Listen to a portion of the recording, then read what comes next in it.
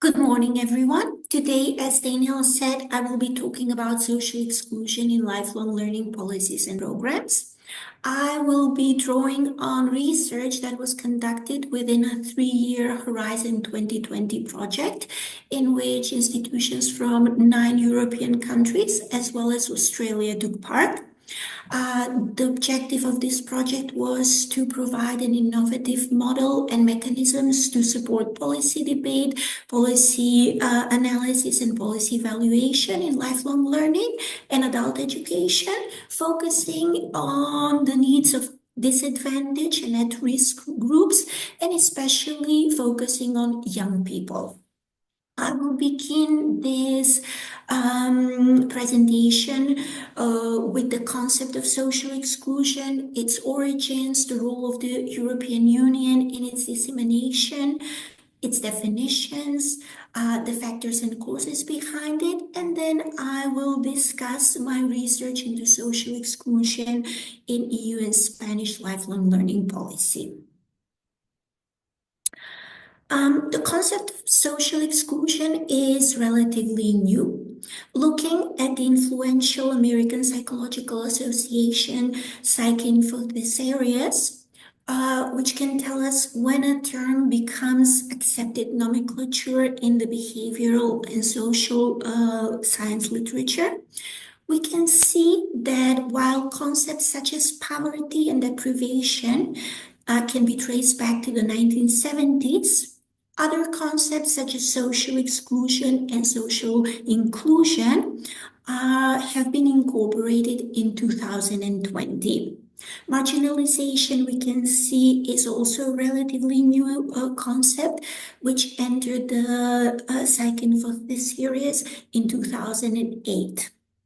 Furthermore, not all of the terms that we find in policies and programs today had the same meaning at the time of incorporation. For example, vulnerability as a term has also been incorporated in the 1970s, however, with a very different meaning from the one we encounter today.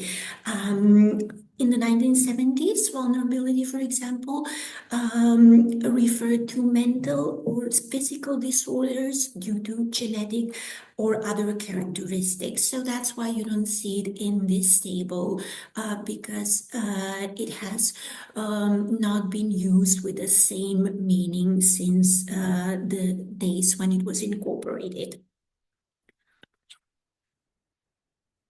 The concept of poverty stems from an Anglo-Saxon tradition, and for a long time it was a dominant concept, both in discourse and in policy and research. However, Europe has recently seen a linguistic and conceptual shift from poverty to social exclusion in both policymaking and research. The concept, on the other hand, of social exclusion belongs to a European tradition that looks beyond monetary criteria. The concept itself actually originated in France during the 1960s and 70s, but it became widespread only with the economic crisis and recession of the 1980s. Before that, during the expansion of the French welfare state in the post-war years after World War II, this period was marked by 3 decades of economic prosperity, but that came to an end in 1973 with the oil crisis and the following recession and rampant youth unemployment. It was during the final years of prosperity in France that the term social exclusion emerged. René Lenoir, who was at the time the Secretary of State of Social Action in the Chirac government, is usually credited with the coining of the term social exclusion. In 1974, Lenoir published the book The Excluded, One Frenchman Out of 10, where he described that as much as 10% of the French population was socially excluded. The concept of social exclusion then quickly spread from France to other European countries. The EU played a very important part in spreading the concept throughout Europe by introducing it in its policy, its discourse, its research, its discussions, and political agenda. Faced with the rise of mass unemployment and inequality in the 1980s, the European communities doubled the structural funds for disadvantaged regions. And at the end of the 1980s, in 1989, they initiated a Poverty 3 program. The Social Action Program, which had been adopted by the Council of the European Economic Community in 1974, gave rise to 3 poverty programs which seek to find new ways to address poverty.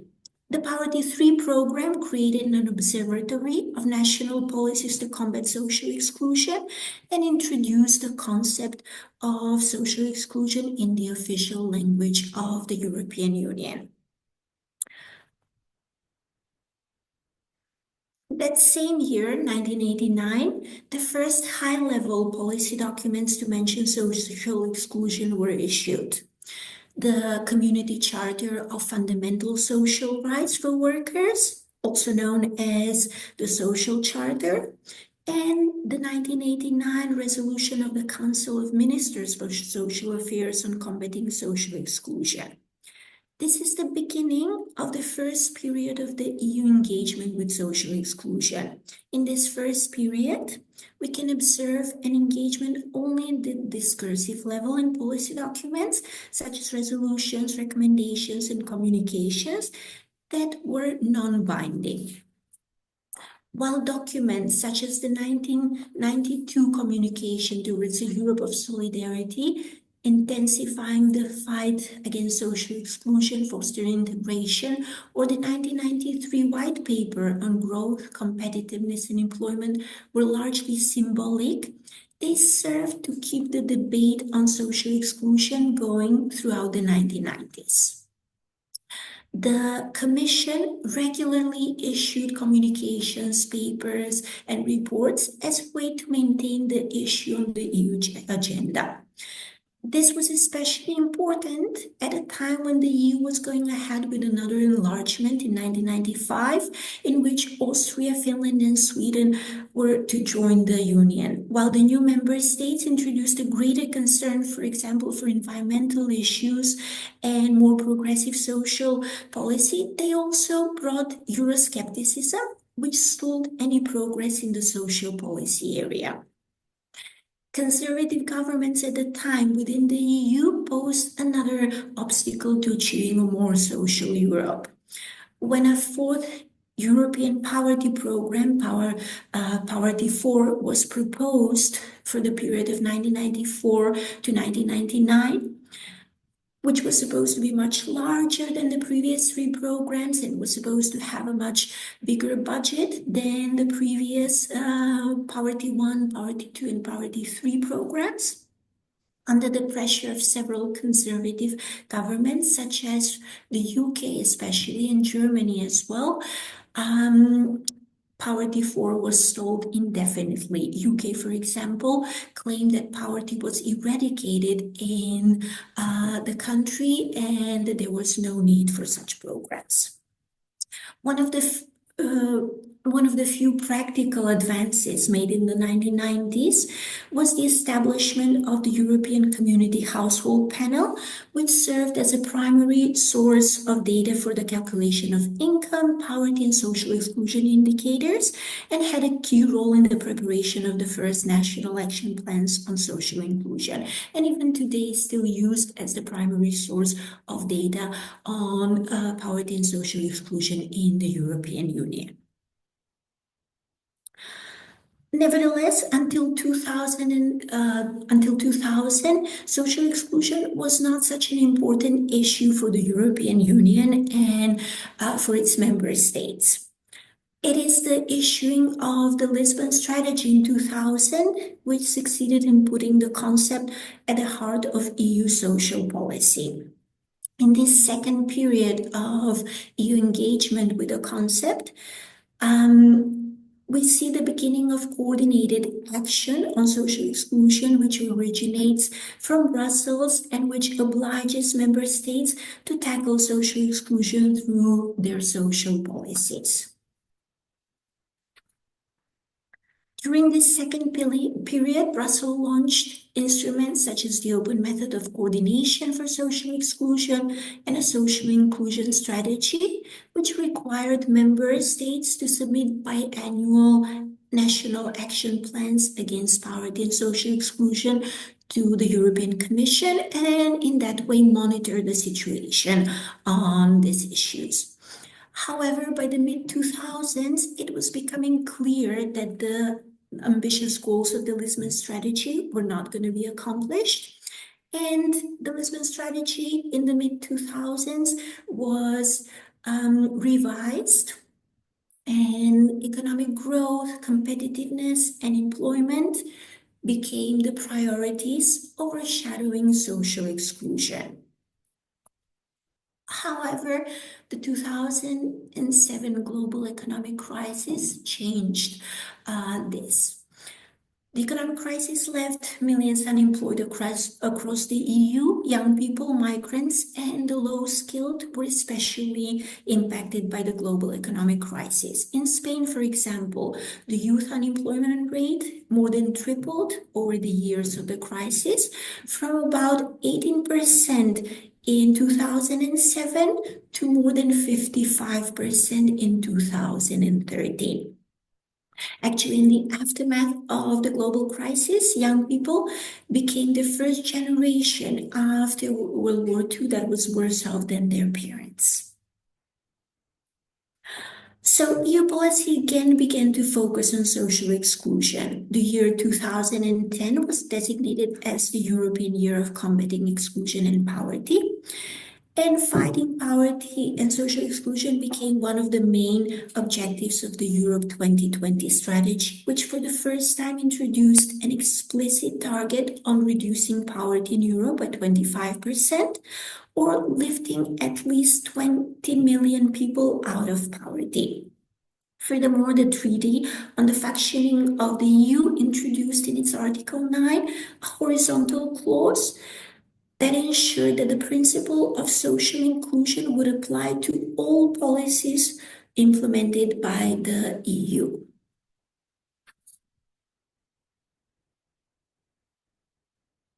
Beyond the economic crisis, different social, political, economic, and cultural events have shaped the context in which we now see social exclusion become from an unknown concept 2 decades ago, now turn into the cornerstone of EU social policy. The enlargement, for example, of the EU posed new challenges as it welcomed countries with very diverse economic, social, and political contexts. The EU had to adjust to the disproportionate range of per capita income and to the rising unemployment and the dismantling of social institutions and services of the post-communist countries that joined the Union. The refugee crisis is also reshaping the context of social exclusion, especially recently. In the worst forced displacement crisis since the World War II, more than 60 million people are estimated to have been displaced. Other events and trends occurring on a global level range from global poverty rates, lower fertility and mortality rates, urbanization, climate change, to the pandemic. In 2023, it is estimated that 94.6 million people, or 21.4% of the EU population, almost 1 in 5, were at risk of poverty and social exclusion. Over 1/5, 22.4% of the EU population living in households with dependent children were at risk of poverty and social exclusion. The risk of poverty and social exclusion in the EU was higher for women than for men, 22.3% compared to 20.3%, and the risk was especially high for young people, young adults aged 18 to 24. Which it is estimated was around 26% approximately. On the other hand, inequality is on the rise, and wealth has been concentrated in the hands of only a few people. Oxfam's 2007 report, An Economy for the 99%, found that 8 men now own the same amount as the poorest half of the world, and that large corporations and the super rich are one of the main drivers of inequality. Furthermore, the year 2017 saw the biggest increase in billionaires in history, with a new billionaire cropping up every 2 days, and 82% of the all wealth created that year going to the top 1%. Such widening income inequality is contributing to social exclusion and creating social tensions and instability. Moving to the definition now of social exclusion, I would like to stress that there is not one single definition of social exclusion, as it is a relatively new concept. It's still difficult to pin it down and define it. In fact, definitions on the concept vary significantly. According to Mathieson and colleagues, definitions center around groups that are at risk of social exclusion, for example, single parents, addicts, young people, etc. Or it centers around the problems that are associated with exclusion, such as unemployment, low income, poor housing, crime, family breakdown, or the processes involved, or sometimes the different actors that are involved, ranging from globalization, transnational organizations, nation states, excluded individuals or groups, as well as the resources they're excluded from, for example, from livelihood, employment, property, housing, education, skills, welfare benefits to citizenship, etc. So the definitions vary. For example, in 2004, the Joint Report on Social Inclusion issued by the European Commission offered the following definition that has been used by the EU and adopted as part of the EU's Lisbon strategy, according to which social exclusion is a process whereby certain individuals are pushed to the edge of society and prevented from participating fully by virtue of their poverty or lack of basic competencies and lifelong learning opportunities, or as a result of discrimination. This distances them from jobs, income, and education and training opportunities, as well as social and community networks and activities. They have little access to power and decision-making bodies, and thus feel powerless and unable to take control over the decisions that affect their day-to-day lives. So one thing that this definition and the other definitions have in common, although they vary, is that they all recognize the multidimensional nature of social exclusion, as well as the dynamic and relational nature of social exclusion. The multidimensional nature of social exclusion signifies that the concept encompasses economic, political, social, and cultural dimensions and operates at different social levels. For example, economic exclusion includes a lack of income, a lack of access to the labor market and other capital assets, and being unable to satisfy basic needs such as shelter or housing. Political exclusion involves the denial of human and political rights, such as personal security, political participation, the rule of law, freedom of expression, equality of opportunity, trade union rights, and the process of democratization. On the other hand, social exclusion involves insufficient social integration, such as inadequate social support, social isolation, or lack of participation in formal and informal social networks or leisure activities. And finally, cultural exclusion involves a lack of compliance with the values and norms that are accepted in society, such as delinquency, a lack of strong work ethic, or abusing the social security system, to give just a few examples. The dynamic nature of the concept, on the other hand, signifies that it is evolving and interactive, and its relational nature involves a focus on social relationships. Furthermore, social exclusion depends also on the context and differs across countries. For example, the Dutch stress disadvantaged groups, as well as the lack of financial resources and skills. The British stress deprivation, while the French take a more comprehensive approach, focusing on the different dimensions of exclusion. The factors of exclusion result in exclusion at a micro, meso, and macro level. I would like to highlight that the interlinked nature of these factors, as they're often interconnected.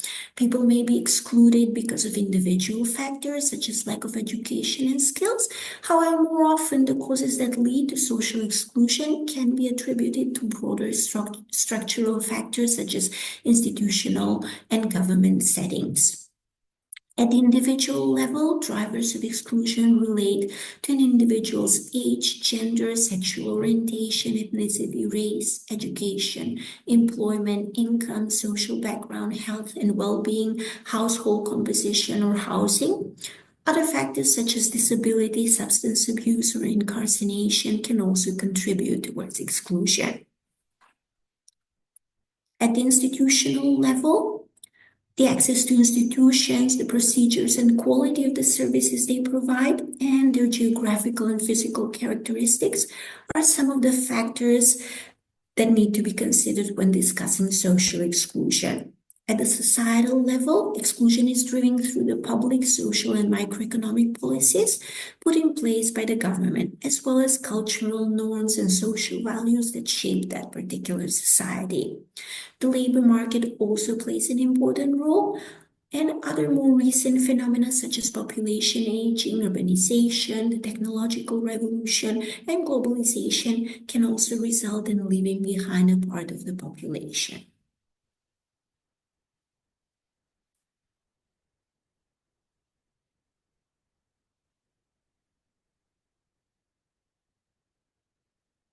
These factors can be further broken down. For example, in the area of space and housing, Jimenez Ramirez lists a variety of factors such as lack of private housing, difficulty accessing housing, housing with poor infrastructure, poor living conditions such as overcrowding, housing in slums and marginalized urban and/or rural areas, or decayed residential areas. Furthermore, income can also be further broken down into lack of income, insufficient income, irregular income, participating in the Black economy, indebtedness, dependence on social benefits, consumerism, etc.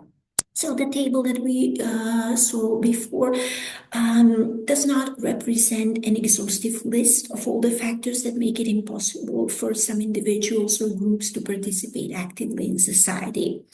Nevertheless, it can be a useful way of organizing the main factors behind exclusion. What is important to keep in mind is that individuals can be affected by multiple factors and can struggle with different interlocking barriers during the course of their lives. Moving now to my own research on lifelong learning policies and the concept of social exclusion. The main aim of the study was to analyze the conceptualization of social exclusion in EU and Spanish lifelong learning policies, and to look at how national and EU policies converge and or diverge.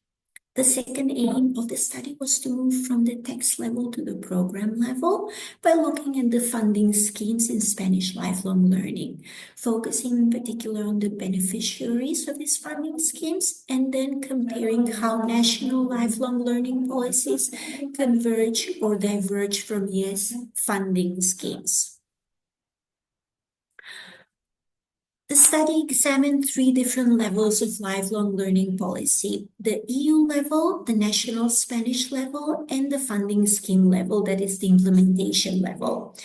The study adopted a broader understanding of lifelong learning policy and aimed to move beyond the idea of policy as mere text. Hence, it included implementation level, where the policies are enacted into practice.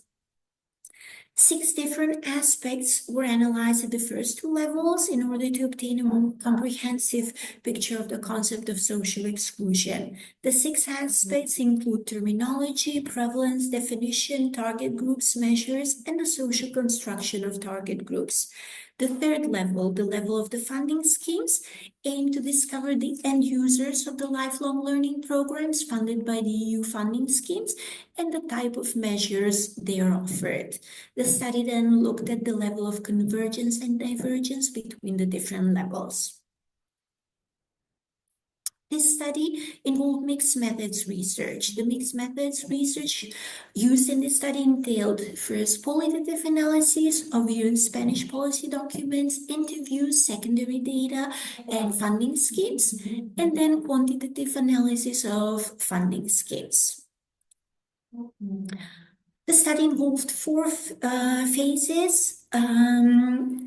From this developing the research design to, at the end, comparative analysis and writing up the findings. The selection of EU lifelong learning policy documents was based on secondary data sources dealing with the emergence and development of lifelong learning and adult education policy in the EU. The final list of EU policy documents was then created based on 3 criteria. The theme, which had to be lifelong learning or education. All the policies had to address this topic. The source, they needed to be issued by the European Commission, the Council of the European Union, and the European Parliament. And the time frame. Only policies issued after 1992 were considered, since 1992 was the year the Maastricht Treaty was issued. And it is then that education was formally included as an area of collaboration in the EU, and a legal basis for educational policies was created. The document analysis of the corpus of EU lifelong learning policies was complemented by semi-structured interviews with policy experts from organizations and institutions that focus on lifelong learning and that play a role in designing EU policies. The interviews serve to compare, contrast, and enhance the findings from the analyzed policies, as well as to provide insight into the political power of the different stakeholders involved in the policymaking, focusing particularly on the vulnerable themselves. The selection of Spanish lifelong learning policy documents was also based on secondary data sources dealing with the emergence of development of lifelong learning and adult education policy in Spain. And the final list of policy documents was created based on similar 3 criteria: theme, source, and time frame. The analysis documents cover the period from 1990. The year 1990, in the case of Spanish lifelong learning policies, was taken as the starting point, since it is the year when LOCSE was adopted, the first education law adopted after the end of Franco's dictatorship and the beginning of democracy. Also, the law that elevated lifelong learning as the basic principle of the educational system. The secondary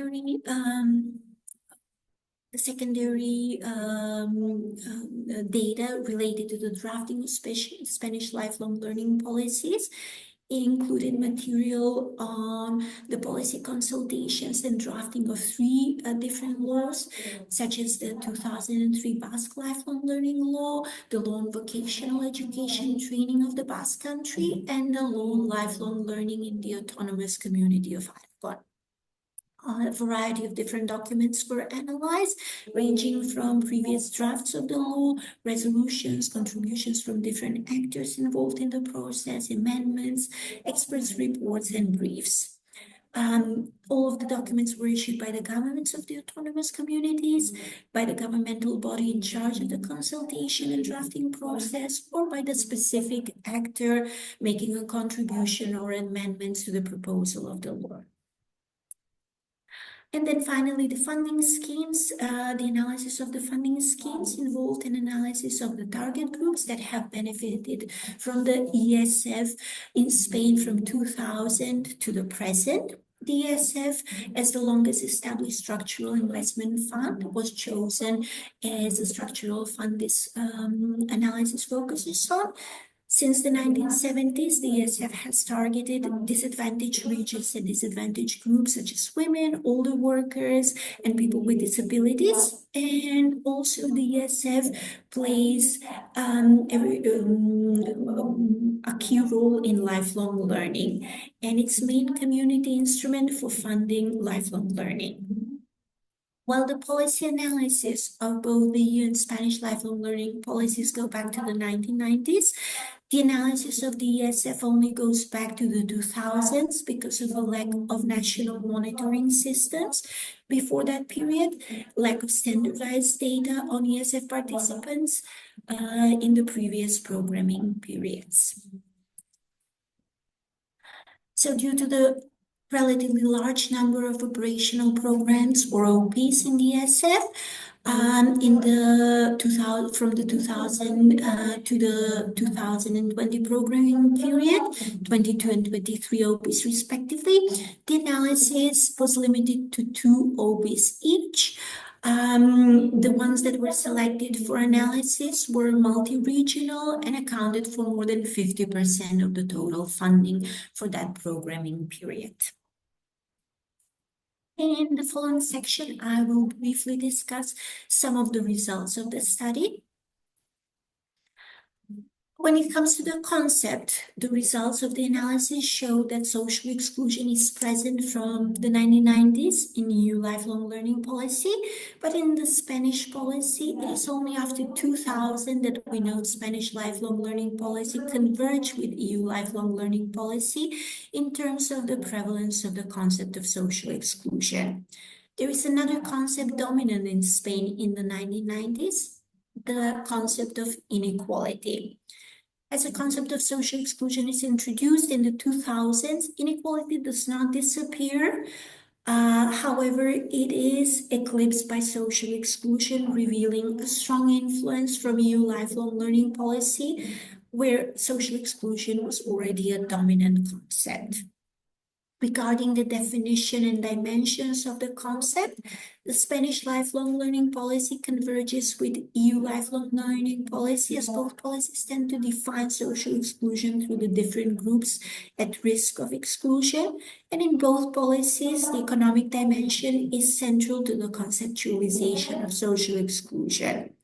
Furthermore, although the economic dimension can refer to different resources ranging from income to land. In both policies, it refers to a particularly narrow understanding of the economic dimension as labor market exclusion. In the case of Spain, we even see lifelong learning policy borrowing concepts directly from employment policy.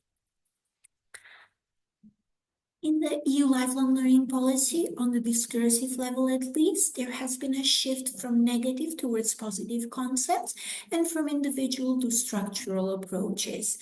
In the 2000s, for example, there was a bigger focus on social cohesion, revealing that the European Commission continued to fear social conflict and unrest, with events such as two enlargements and a global financial crisis challenging stability and unity. In the 2010s, the focus shifts to social inclusion, demonstrating a more positive approach, centering about replacing negative language and introducing actions that tackle structural problems. While the EU has seen a shift towards social inclusion, Spain is moving slower, and social integration is a concept that is still more widely used. When it comes to terminology in both policies, there seems to be no agreement on a common language that can be used to describe vulnerable groups. In both policies, disadvantage is the most used term, followed by at risk. However, in the Spanish policy documents, only disadvantage and a close synonym, those in unfavorable situations, are used throughout the 1990s. Other terms enter Spanish lifelong learning policy from the 2000s, such as at risk, vulnerable, marginalized, and excluded, pointing to convergence with EU policy terminology, where these terms were present from the early 1990s. Measures in the EU lifelong learning policies, the predominant groups offered measures are early school leavers, followed by migrants, and in the Spanish policies, persons with disabilities are the main target group for provided measures. Regarding type of measures, the most widespread measure in both policies is basic skills. In EU policies, basic skills are particularly highlighted after 2015, when several policies tackling skills and upskilling were issued by the Commission. According to the interviews, for example, the introduction of the program for the International Assessment of Adult Competencies, or PIAC, and its first results, which were published in 2013, had an important role in highlighting the scale of the problem of low basic skills in Europe and the need to address it. At the same time, we also see a very narrow understanding of basic skills in connection to the vulnerable, especially in EU policies. What we see is the vulnerable being offered mostly literacy and numeracy. At the implementation level, the majority of measures are aimed at employability, as the ESF's main activity still centers around job creation and active labor market policies. The representation of vulnerable groups. The analysis revealed the lack of political power of vulnerable groups in policymaking in both EU and Spanish lifelong learning policies. There seems to be very little attempt to involve the vulnerable themselves, relying instead on civil society organizations and NGOs, mostly through consultations. The analysis also pointed to differences in the level of political power among civil society organizations, with organizations representing persons with disability in Spain having more political power and being able to better lobby for the needs of the groups they represent. A new trend emerged in EU policies following the terrorist attacks in France and Denmark in 2015 and the signing of the Paris Declaration, when social exclusion began to be linked to the concepts of radicalization and terrorism, and to vulnerable groups in particular, such as young people in general and disadvantaged young people, were seen as vulnerable to these new threats. This new trend points to changing of the aims and objectives of lifelong learning and the securitization becoming an important concern. It also points to risk of perpetuating the Matthew effect, or the tendency of government spending to end up in the hands of those who already have higher incomes and resources and not in the hands of the poor and disadvantaged. According to the interviews, we already see this happening with lifelong learning opportunities not going to those most in need of education, but instead going to those who have the resources to participate. According to one of the interviewees, the profile of a person with easiest access to lifelong learning is usually white, male, well-educated, and between the age of 30 and 40. When it comes to targeted vulnerable groups, we have young people, migrants, low-skilled persons with disabilities, early school leavers, and the unemployed as the vulnerable groups prioritized in EU policy documents. They're followed by women, the elderly, older workers, minorities, the low-qualified, and Roma. In the Spanish lifelong learning policies, the predominant vulnerable groups include the low-skilled, persons with disabilities, the young, and immigrants. They're followed by early school leavers, inmates, the unemployed, those with difficulties accessing the labor market, women, people living in rural areas, those entering late the educational system, victims of gender violence, minorities, and the elderly. This picture changes slightly when looking at each period separately. While we see a lot of divergence during the 1990s between EU and Spanish policies, with time, the differences begin to diminish and the list of prioritized groups begins to look more alike. Furthermore, both EU and Spanish lifelong learning policies leave out a long list of vulnerable groups, such as, for example, the homeless, single-parent families, etc. Moving from the text level to the implementation level, the analysis points to two things. There are fewer targeted vulnerable groups, and there is convergence with EU indicators and EU definitions of vulnerable groups. We can observe first that the list of prioritized and target vulnerable groups grows shorter when we compare the policy documents with the programs implemented by the analyzed ESF operational programs and initiatives in Spain. Prioritized vulnerable groups are the unemployed, the low-skilled, and women.